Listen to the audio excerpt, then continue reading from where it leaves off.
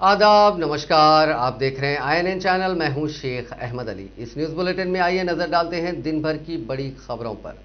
तेलंगाना में तकरीबन 10 माह बाद स्कूलों की सरगर्मियां शुरू करने का हुकूमत ने फैसला किया है।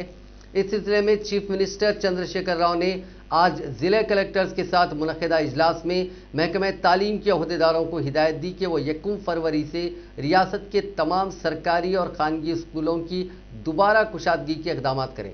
उन्होंने कहा कि 9वीं जमात से लेकर इंटरमीडिएट, डिग्री और दीगर आला तालीम के तमाम इदारों को 1 फरवरी से सरगर्मियां शुरू करने की हिदायत दी जाए।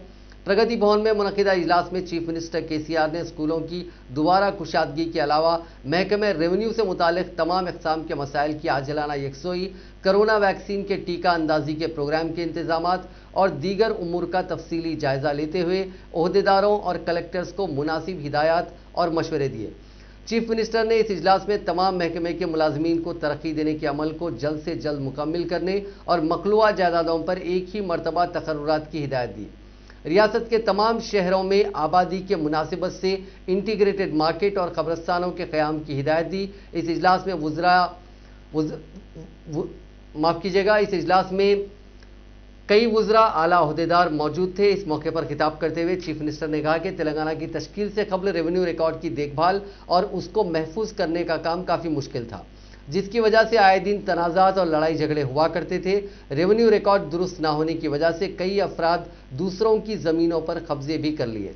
रेवेन्यू रिकॉर्ड को बाकायदा बनाते हुए ज़मीन के मालिक को उसके हुकूक फराहम करने का हुकूमत ने फैसला किया। इसके लिए रेवेन्यू रिकॉर्ड को दुरुस्त किया गया, नए पासबुक की तकसीम अमल में लाई गई। इसके अलावा नए कानून को मुतारिफ करते हुए कई असलाहत लाए गए ताकि ज़मीन के हकीकी मालिक को उस पर हक फराहम किया जा सके। अराजी रिकॉर्ड की देखभाल, खरीद व फरोख्त जैसे उमूर पर शफाफियत लाने और बदनुमानियों से पाक करने के लिए हुकूमत ने धरानी पोर्टल को मुतारिफ किया, जो 100% कामयाब साबित हुआ। चीफ मिनिस्टर ने ज़रई अराजियात की खरीदो फरोख्त में मजीद आसानी लाने के लिए 1 हफ्ते के अंदर धरानी पोर्टल में तब्दीलियां करने की हिदायत दी। चीफ मिनिस्टर ने जिला कलेक्टर्स को मशवरा दिया कि वो रेवेन्यू से मुतालिक तमाम मसाइल का जायजा लेते हुए उसकी आजिलाना यकसुई करें। इसी तरह रजिस्ट्रेशन होने वाली ज़रई अराजियात की म्यूटेशन के अमल को जल्द से जल्द मुकम्मल करने की कलेक्टर्स को हिदायत दी। चीफ मिनिस्टर ने ज़िले कलेक्टर्स को मशवरा दिया कि वो ज़ेरे इल्तिबा म्यूटेशन की दरखास्तों को कबूल करते हुए 1 हफ्ते के अंदर उसे अंजाम दें। चीफ मिनिस्टर ने स्कूलों की कुशादगी पर तबसरा करते हुए कहा कि 1 फरवरी से सरकारी और खानगी तालीमी इदारों में 9वीं जमात से लेकर आगे की क्लासेस चलाने की इजाज़त दी जा रही है। 10वीं जमात, इंटरमीडिएट, डिग्री और दीगर पेशा वाराना कोर्सेज के क्लासेस शुरू किए जा सकते हैं। उन्होंने अहदेदारों और ज़िला कलेक्टर्स को हिदायत दी कि वो 1 फरवरी से कबल तमाम तालीमी इदारे, हॉस्टल्स, रेसिडेंशियल स्कूल्स को और उसके टॉयलेट्स की सफाई करते हुए उसे तैयार रखें। कई दिनों से तालीमी इदारे बंद हैं, इसीलिए इमारतों की भी साफ सफाई की जाए। हॉस्टल्स और रेसिडेंशियल स्कूलों में पहले से स्टॉक करदा चावल, दाल और दीगर अजनास खराब हो सकती हैं, उसे कीड़े भी लग सकते हैं। उन तमाम अजनास की साफ सफाई करते हुए 25 जनवरी तक तमाम इदारों को क्लासेस शुरू करने के लिए तैयार रखें। चीफ मिनिस्टर ने वुज़रा को हिदायत दी कि वो SC, BC और दीगर हॉस्टल्स का मायना करते हुए तुलबा की सहूलतों का जायजा लें। Chief minister K Chandrashekhar Rao ने आज सरकारी मुलाजमीन को तरक्की देने से मुतालिक फाइल्स पर दस्तखत कर दी, जिससे रियासत के हज़ारों मुलाजमीन को तरक्की मिलने की राह हमवार हो गई। हुकूमत ने इस सिलसिले में तरक्कियों के लिए मुकर्ररा 3 साल के सर्विसेज रूल को घटाकर 2 साल कर दिया। ज़िले सतह पर मुख्तलिफ महकमों में मुख्तलिफ ज़मरों में काम करने वाले मुलाजमीन को तरक्की देने का अमल जारिया माह के अवाखिर तक मुकम्मिल करने की चीफ मिनिस्टर KCR ने हालिया दिनों में चीफ सेक्रेटरी सोमेश कुमार को हिदायत दी थी। इसी तरह मुलाजमीन से मुतालिक दीगर उमूर को भी जल्द से जल्द मुकम्मिल करने की अहदेदारों को हिदायत दी गई। मुलाजमीन के मसाइल का जायजा लेने के लिए तश्कील करदा सैरुकनी कमेटी ने 5 जनवरी को चीफ मिनिस्टर से मुलाकात करते हुए तरक्कियों से मुतालिक फाइल हवाले की थी, जिस पर आज चीफ मिनिस्टर ने दस्तखत कर दिए। शहर हैदराबाद में एक और कंपनी ने अपना यूनिट कायम करते हुए सरमायाकारी से इत्तेफाक किया। अब तक Amazon, Google, Facebook, Apple, fiat cars जैसे सरकर्दा इदारों को यहाँ पर यूनिट्स के क़याम और सरमायाकारी के लिए कामयाबी के साथ राग़िब करने वाली रियासती हुकूमत को आज उस वक्त एक और अहम कामयाबी हासिल हुई जब एक और बैनुल अक़वामी कंपनी मास म्यूचुअल सरमायाकारी के लिए आगे आई। ये कंपनी अब शहर हैदराबाद में अपना ग्लोबल कैपेबिलिटी सेंटर कायम करेगी और 1000 करोड़ रुपए की सरमायाकारी करेगी। इस खुसूस में तेलंगाना के वजीर इंफॉर्मेशन टेक्नोलॉजी के.टी. रामाराव ने ट्वीट करते हुए ये इत्तला दी। उन्होंने कहा कि सरकर्दा अमेरिकी कंपनी का अमेरिका के बाहर यह पहला सेंटर होगा। उन्होंने इस ट्वीट के साथ तस्वीर भी पोस्ट की। वजीर इंफॉर्मेशन टेक्नोलॉजी के.टी. रामाराव ने गिफ्ट स्माइल प्रोग्राम के तहत एम्बुलेंस गाड़ियों को झंडी दिखाई, जिसका ऐलान कबलजी उनकी सालगिरह के मौके पर किया गया था। इन असरी एम्बुलेंस गाड़ियों का मकसद मरीजों की मुंतकिली के लिए बेहतर खिदमात फराहम करना है। इस प्रोग्राम में रियासती वजीर पी. अजय कुमार, रुकने पार्लियामेंट जितेंद्र रेड्डी, रुकने काउंसिल महेंद्र रेड्डी, रुकने असेंबली एस. वेंकट वीरैया और दूसरों ने शिरकत की। मुत्तहदा जिले खम्मम में मरीजों को मजीद बेहतर तिब्बी खिदमात की फराहमी के मकसद से 6 एम्बुलेंस गाड़ियों का तोहफा रुकने पार्लियामेंट नमा नागेश्वर राव ने दिया। इन एम्बुलेंस गाड़ियों को उनके हल्के के अहम अस्पतालों को फराहम किया जाएगा। खम्मम पार्लिमानी हल्के के खम्मम, पालेरू, वायरा, मधिरा, सत्तुपल्ली, अश्वरावपेट, कोत्तागुड़म के सरकारी अस्पतालों को ये गाड़ियां अलॉट की जाएंगी। इन असरी एम्बुलेंस गाड़ियों में ऑक्सीजन, वेंटिलेटर समेत असरी सहूलियात हैं। केटीआर जो मरीजों को बेहतर तिब्बी खिदमात फराहम करने के लिए आगे आए हैं, उन्होंने इस पर मसरत का इजहार किया। वो असरी और बेहतर सेहत की खिदमात की पेशकश के लिए सरगर्म रहते हैं। हज 2021 के लिए जुमला 3524 दरखास्तें वसूल हुई हैं, जबकि गुज़िश्ता साल 11,000 से ज़्यादा दरखास्तें वसूल हुई थी। सदर नशीन रियासती हज कमेटी मोहम्मद मसीहुल्लाह खान ने आज मीडिया से बात करते हुए बताया कि अंदरून 10 दिन तेलंगाना के लिए कोटा अलॉट किया जाएगा। बाद अज़ां कुरान अंदाजी की तारीख का ऐलान होगा। इस साल हज कमेटी ऑफ इंडिया ने तकरीबन 3.5 लाख रुपयों का खर्च भी लाजमी मुकर्रर किया है और इस मरतबा मुल्क भर में 11 एम्बार्केशन पॉइंट्स मुकर्रर किए गए हैं, जिसकी वजह से हैदराबाद से तेलंगाना के अलावा आंध्र प्रदेश, कर्नाटका और महाराष्ट्र के 4 अजला से ताल्लुक़ रखने वाले आज़मीन हैदराबाद से रवाना होंगे। और यहाँ बताना ज़रूरी है कि गुज़िश्ता साल तेलंगाना के लिए 4200 आज़मीन का कोटा मुकर्रर था। आज़मीन की तादाद को सऊदी हुकूमत ने कम कर दिया। इसके अलावा 18 साल से कम उम्र और 65 साल से ज़ायद उम्र वालों को दरख्वास्त दाखिल करने की इजाज़त नहीं थी।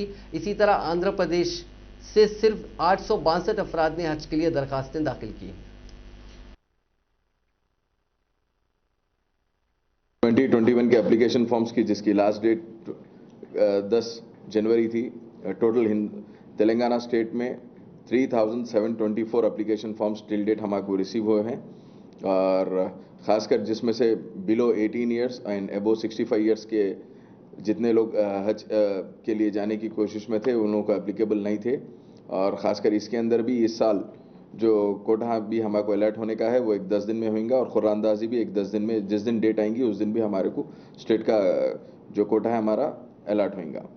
और दूसरी चीज़ जो तेलंगाना टोटल इस बार हिंदुस्तान में 11 इमाइग्रेशन पॉइंट दिए हैं, जिसमें से तेलंगाना को पूरा टोटल कंप्लीट तेलंगाना और आंध्र प्रदेश का दिया गया है। और एज़ यूजुअल जैसा कि लास्ट टाइम भी हमेशा से हमारे को कर्नाटका के 4 डिस्ट्रिक्ट देते हैं, इस बार भी वैसी सिलसिला उसका भी सेम हमारे पास जारी रहेगा। महाराष्ट्र के भी हमारे को 4 डिस्ट्रिक्ट लास्ट टाइम दिए गए हैं, लेकिन अब इस बार देते हैं या क्या होता है उसका भी हमारे को एग्जैक्टली फिगर आउट नहीं करे हैं उसके लिए। लास्ट ईयर कितने अप्लाई करे थे? टोटल 11,000 एप्लीकेशन लास्ट ईयर आए थे। हमारा कोटा भी लास्ट ईयर 4,200 तक का था, लेकिन इस बार कोटा कम होने की हमारे को अंदेशा है, क्योंकि अभी सेंट्रल हज कमेटी की जानिब से हमारे को उसके ताल्लुक से भी रिकॉर्ड नहीं आया है। इंशाल्लाह 10 दिन के अंदर पूरा क्लियर हमारे को रिकॉर्ड आ जाएंगे इंशाल्लाह। क्या खर्चा हज कमेटी डिसाइड करेगी? 3.5 लाख 3,49,000 आएंगे एक हाजी को, और अजीजिया ग्रुप के ही हाजी जाएंगे इस बार।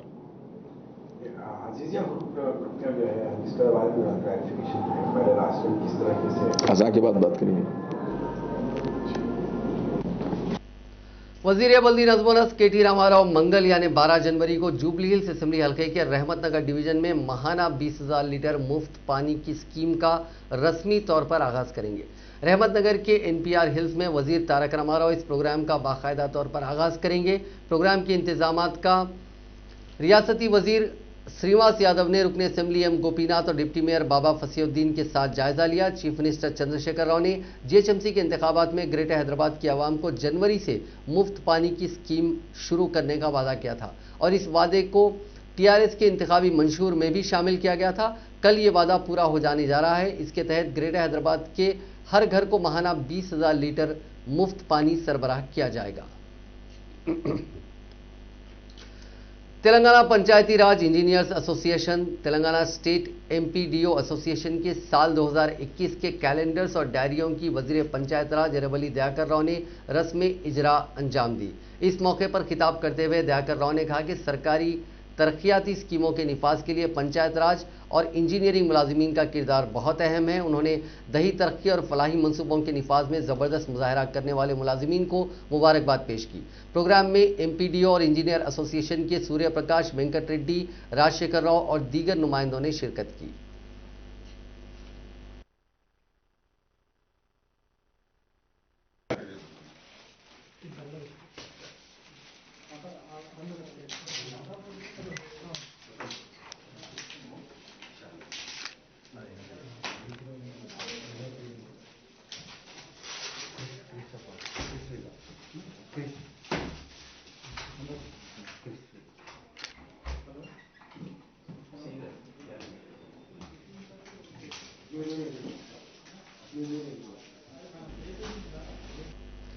संक्रांति त्योहार के मौके पर तेलंगाना के जिले महबूबनगर में संक्रांति एयर शो और नेशनल पैरा मोटरिंग चैंपियनशिप 2021 मुनक्किद की जाएगी, जिसमें फिजा में करतबबाजी, हॉट एयर बैलून्स और आरसी ड्रोन्स के प्रोग्राम होंगे। ये प्रोग्राम 13 जनवरी से 5 दिनों तक होंगे, जिसके अवकाश सुबह 6 बजे शाम होंगे। नेशनल पैरा मोटरिंग चैंपियनशिप के मौके पर इन सरगर्मियों का आगाज होगा। वजीर सयाहत वी श्रीनिवास गौड़ ने यह बात बताई। उन्होंने कहा कि यौम तासीस तेलंगाना के मौके पर और हैदराबाद में बतकम्मा त्यौहार के मौके पर अहम प्रोग्राम मुनक्किद किए गए थे। अब पहली मरतबा रियासत में संक्रांति एयर शो और नेशनल पैरा मोटरिंग चैंपियनशिप मुनक्किद की जा रही है। रियासत के महकमे सयाहत की जानिब से उनका एहतमाम महबूबनगर जिले के मिनी टैंक बंड से मुतसिल मिनी स्टेडियम में किया जा रहा है। उन्होंने कहा कि थाईलैंड में मुनक्किदा नेशनल पैरा मोटरिंग चैंपियनशिप में हिंदुस्तान की नुमाइंदगी करने वाले 20 पेशावर पायलट्स इस नेशनल पैरा मोटरिंग चैंपियनशिप में हिस्सा लेंगे। उन्होंने कहा कि इसमें दाखिला मुफ्त होगा। इसमें 1500 रुपये देते हुए पैरा मोटरिंग में हर कोई हिस्सा ले सकता है। साथ ही 500 रुपये में हॉट बैलून में भी बैठने की सहूलत होगी। इसके अलावा दीगर सरगर्मियां भी होंगी।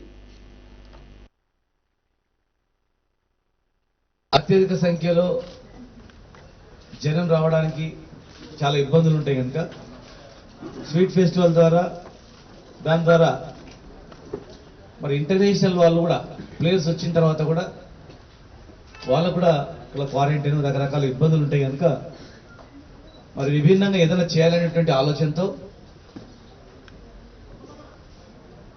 దూరం నుంచి చూడడానికి మాత్రమే అవకాశం ఉండేటట్లు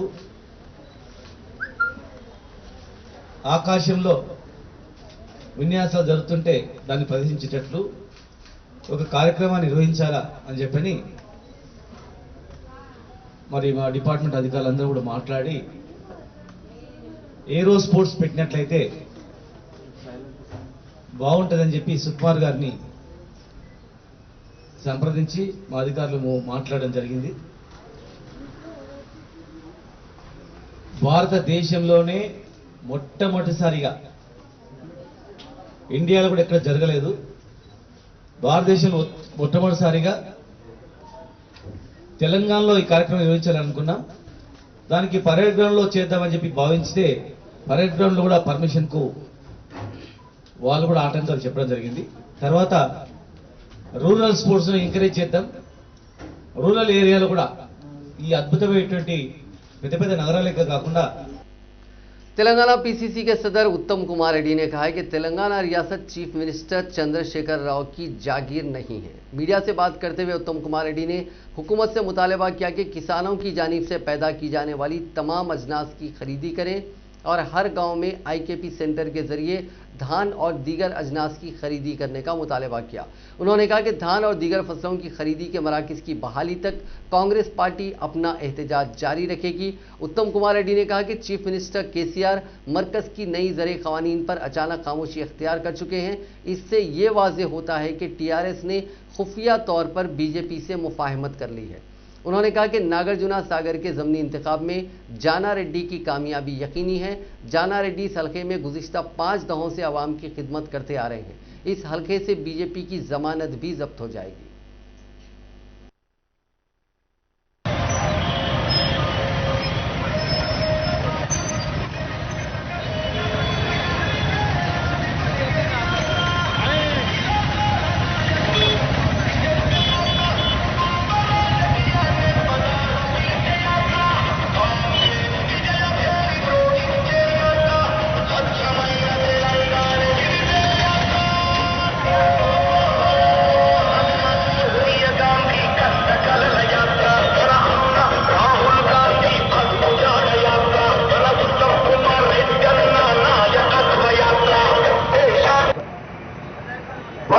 రాష్ట్రపతి ఎన్నికల్లో బీజేపీ అభ్యర్థికి టీఆర్ఎస్ ఓటేసింది.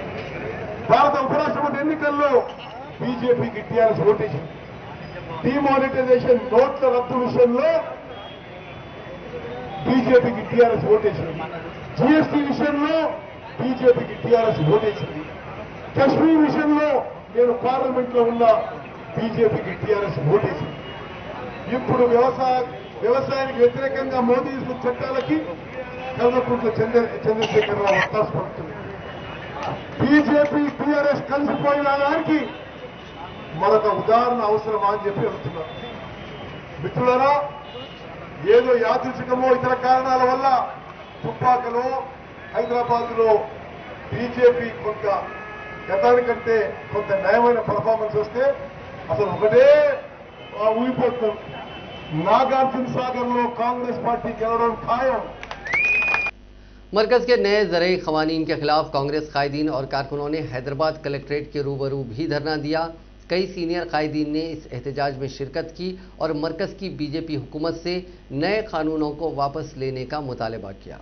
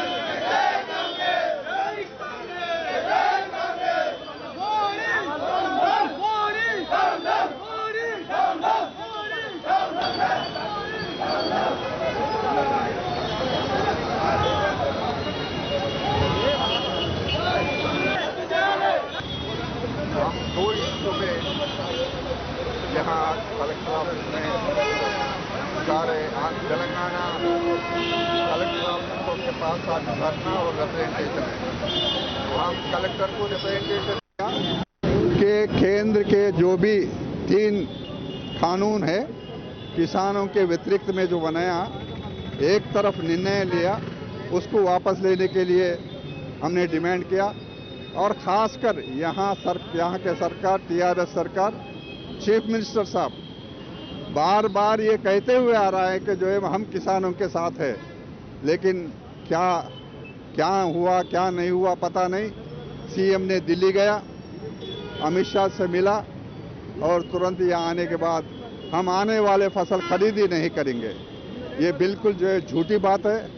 इन्होंने केंद्र सरकार से मिला हुआ है, बीजेपी से मिला हुआ है, तो इसलिए हम डिमांड करते हैं कि किसानों के तहत में आप तुरंत असेंबली बुलाओ, असेंबली में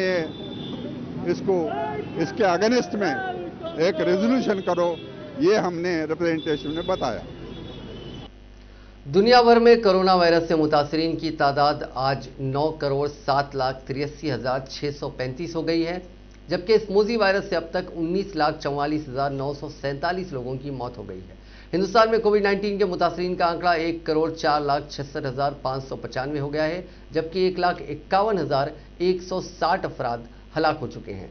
तेलंगाना में मुतासरीन की तादाद 2,90,008 हो गई है और 1,566 अफराद हलाक हो चुके हैं। तेलंगाना में पिछले 24 घंटों में 244 नए मामले सामने आए और 1 मरीज की मौत हुई है। रियासत में फिलहाल 4,518 कोविड-19 मरीजों का इलाज चल रहा है। आंध्र प्रदेश के वज़ीर आला वाई जगन मोहन रेड्डी के आमदनी से जायद असासा जात मामले की समाअत आज हैदराबाद की सीबीआई ईडी कोर्ट में हुई। आंध्र प्रदेश की हुक्मरान जमात वाईएसआर कांग्रेस के रुकने पार्लियामेंट विजय साई रेड्डी, सत्यनारायण रेड्डी, शरद चंद्रा रेड्डी समाअत के मौके पर अदालत में हाजिर थे।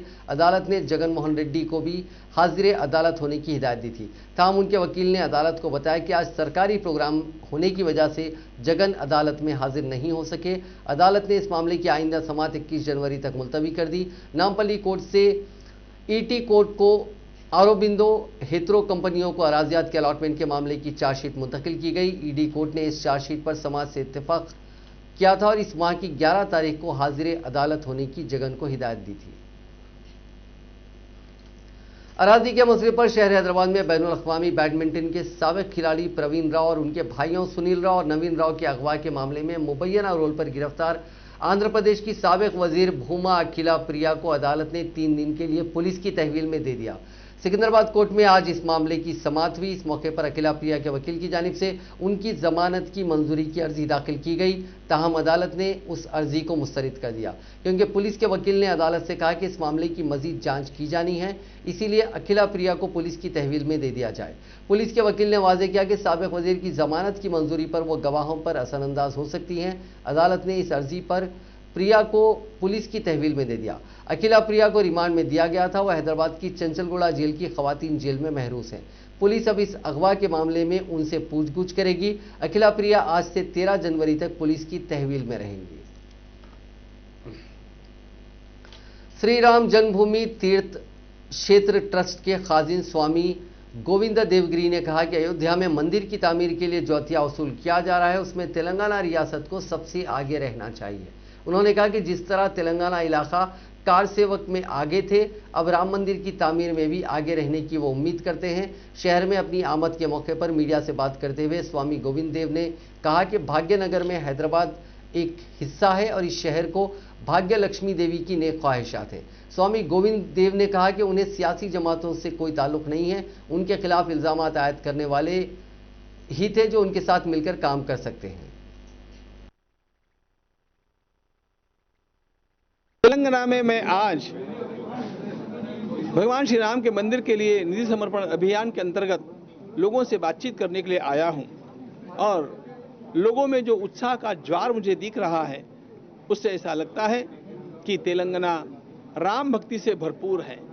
यहाँ के लोग उत्साह से समय दे करके और अपनी थैलियाँ खोल करके दान दे रहे हैं, लोगों से भी इकट्ठा कर रहे हैं और जिस प्रकार उस ढांचे को ढाने में तेलंगाना का विशिष्ट योगदान रहा था, उसी प्रकार मंदिर के निर्माण में भी तेलंगाना का विशिष्ट योगदान रहेगा, ऐसा मेरा विश्वास है। अनुमान मेरा यह है कि 3 से 3.5 वर्षों के भीतर यह मंदिर खड़ा हो जाएगा। परकोटे के भीतर के मंदिर को निर्माण करने के लिए 300 से 400 करोड़ रुपयों की आवश्यकता होगी और बाहर के 67 एकड़ का, जिसको हम 108 एकड़ बना। तेलंगाना के जिले विकाराबाद में मिलावटी सेंधी के इस्तेमाल से मरने वालों की तादाद में इजाफा हो गया है। जिले के नवापेट मंडल के वट्टी मानेपल्ली देहात से ताल्लुक रखने वाले 90 साला कुमरैया की आज मौत हो गई। विकाराबाद के नवापेट मंडल में मिलावटी सेंधी के इस्तेमाल के बाद तकरीबन 200 अफराद बीमार पड़ गए थे। हफ्ते को इस वाक़े में 62 साला कृष्णा रेड्डी की मौत हो गई थी। ओहदेदारों ने बताया कि मुतासरीन की तादाद में इजाफा हो रहा है। आज सुबह कुमरैया की अस्पताल में इलाज के दौरान मौत हो गई। इस वाक़े के साथ ही महकमे आबकारी के हुक्काम ने चौकसी का मुजाहरा करते हुए सेंधी की कई दुकानात को मुहरबंद कर दिया था। इस वाक़े के बाद मकामी अफराद में तशवीश की लहर दौड़ गई है। हैदराबाद के राजेंद्र नगर इलाके में नामालूम अफराद ने एक शख्स का कत्ल कर दिया। ये वारदात पिलर नंबर 248 राजेंद्र नगर के करीब कल शब पेश आई। मकतूल की शिनाख्त MM पहाड़ी इलाके के रहने वाले रियल एस्टेट के ताजिर मोहम्मद खलील के तौर पर की गई। पुलिस ने शुबा जाहिर किया कि माशी मसला कत्ल की असल वजह है। पुलिस ने कहा कि कातिलों ने खलील का ताक़ुब किया और इस पर चाकुओं से अचानक हमला कर दिया, जिसके नतीजे में उसकी मौके पर ही मौत हो गई। इतला मिलते ही राजेंद्र नगर पुलिस वहां पहुंची, जिसने इस सिलसिले में एक मामला दर्ज कर लिया। पुलिस ने अतराफ के इलाकों के CCTV फुटेजेस का जायजा लेना शुरू कर दिया ताकि कातिलों की निशानदही की जा सके। शमशाबाद DCP प्रकाश रेड्डी ने मकामे वारदात का मायना किया। उन्होंने कहा कि 3 कातिलों ने यह वारदात अंजाम दी है। कातिलों को पकड़ने के लिए पुलिस की टीमें तश्कील दी गई हैं। लाश को पोस्टमार्टम के लिए उस्मानिया हॉस्पिटल मुंतकिल कर दिया गया।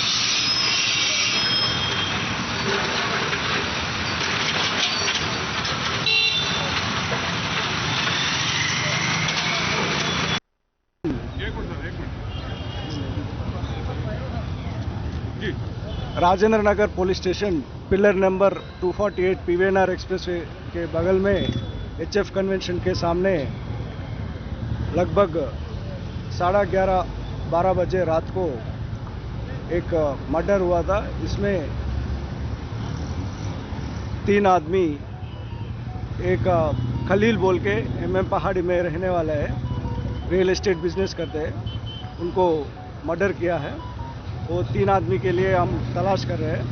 अभी क्लूज टीम और नाइट ऑफिसर्स पूरा विजिट करके क्लूज वगैरह कलेक्ट करके बॉडी को शिफ्ट किया है उस्मानिया हॉस्पिटल। और अभी हम वो जो 3 आदमी हैं और जिसने उसको मर्डर किया है उनके लिए तलाश कर रहे हैं। रात तक उनको भी पकड़ के गिरफ्तार करेंगे। सर आए दिन कई मर्डर होते जा रहे हैं सर, आप क्यों एक्शन इस पे? अभी हम देखना पड़ेगा कि कुछ फैमिली इशू है, नहीं तो कुछ और इशू है। सर ये बताइए तो रियल एमएम एस्टेट का कोई लीडर है, बात सही है सर? बोल रहे हैं कि एमएम पहाड़ी का एमएम का ब्लॉक लीडर है। तो हम पूरे हर कोने से हम देख रहे हैं कि रियल एस्टेट का इशू है, नहीं तो कुछ और इशू है। सर कोई और पार्टी दुश्मनी भी हो सकती क्या सर? हम पूरे हर एंगल से हम वेरीफाई कर रहे हैं कि ये रियल एस्टेट का इशू है, नहीं तो पॉलिटिकल इशू है, नहीं तो कोई फैमिली इशू है। और रात तक हैदराबाद के निजाम इंस्टीट्यूट ऑफ मेडिकल साइंसेज के अहाते में एक नामालूम शख्स ने दरख्त से फांसी लेकर खुदकुशी कर ली। पुलिस ने कहा कि उसकी उम्र तकरीबन 40 बरस है। अस्पताल के मिलेनियम ब्लॉक के पिछले हिस्से में एक दरख्त से उसकी लाश लटकती हुई पाई गई। अस्पताल के हुक्काम ने इस बात की इत्तला पंजागुट्टा पुलिस को दी, जिसके बाद पुलिस वहां पहुंची। पुलिस ने पंचनामे के बाद लाश को पोस्टमार्टम के लिए भेज दिया। पुलिस ने इस सिलसिले में एक मामला दर्ज करके जांच शुरू कर दी। इस इंतहाई इक़दाम की वजह मालूम न हो सकी। एलबी स्टेडियम के पास एक पब्लिक टॉयलेट में आतिशज़दगी का वाकया पेश आया। हादसे के वक्त आसपास कोई भी शख्स मौजूद नहीं था। इत्तला देने पर फायर टेंडर फौरी वहां पहुंचा और आग पर काबू पा लिया, लेकिन टॉयलेट बॉक्स, जिसका अभी इनॉग्रेशन भी नहीं हुआ था, पूरी तरह जलकर खाकिस्तर हो गया।